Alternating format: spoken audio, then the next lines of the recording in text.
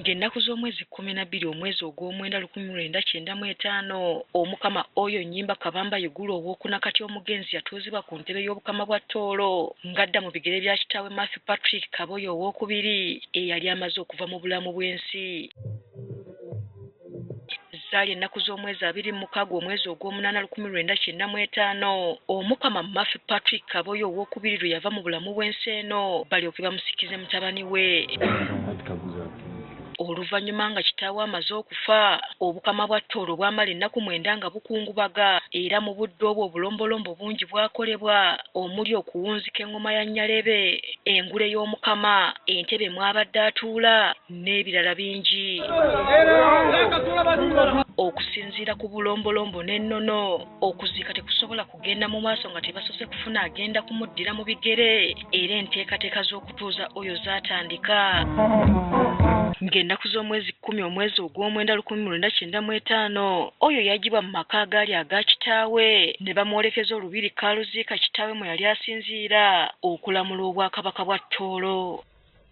Kusinziira ku baaliwo emikolo egy'ennono egy'okutuuza oyo gyakolebwa nga gikulembeddwamu omukulu w'ekika ky'Ababiita Omusuuga Charles Kamulasi n'ow'oluganda lwa kitaawe.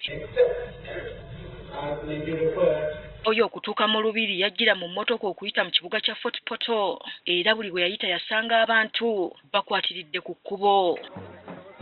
Olw'embeera eno abakulu bawalirizibwa okumujja mu mmotoka nga batuuse ku kkubo eryolekera olubiri era wano omukulu w'ekika ky'Ababiito Omusuuga Charles Kamulasi yamwebagajja okumutuusa mu lubiri.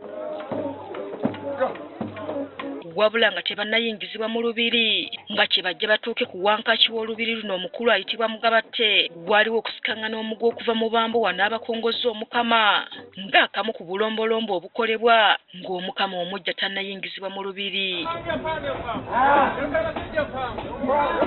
Oluvannyuma nga bano bawangudde olutalo luno basobola okuyingira era oyo yaweebwa embazzi gye yakwatako emirundi 9 n'oluvannyuma n'ayolekera okukuba ku ngoma Nyalebe.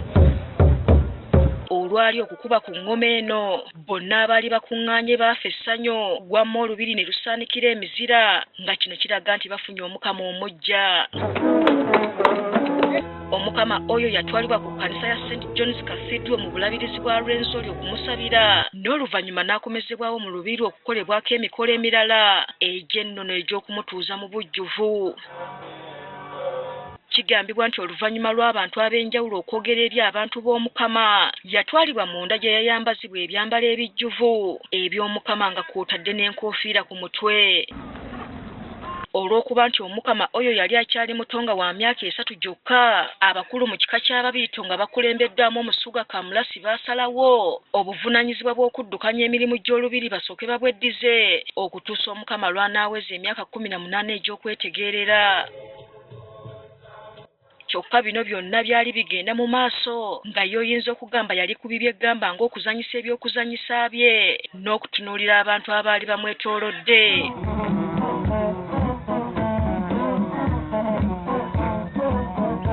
Okuva olwo olwanga 12 omwezi ogw'omwenda 1995 lubadde lukuzibwa mu bukama bwa Tooro mu mikolo egimanyiddwa ng'empango era nga waaviiridde mu bulamu bw'ensi ng'enteekateeka z'omukolo guno zigenda mu maaso.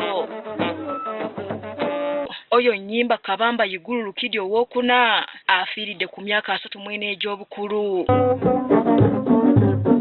Asfa Nanvuma Agafeeyo ku Spark TV.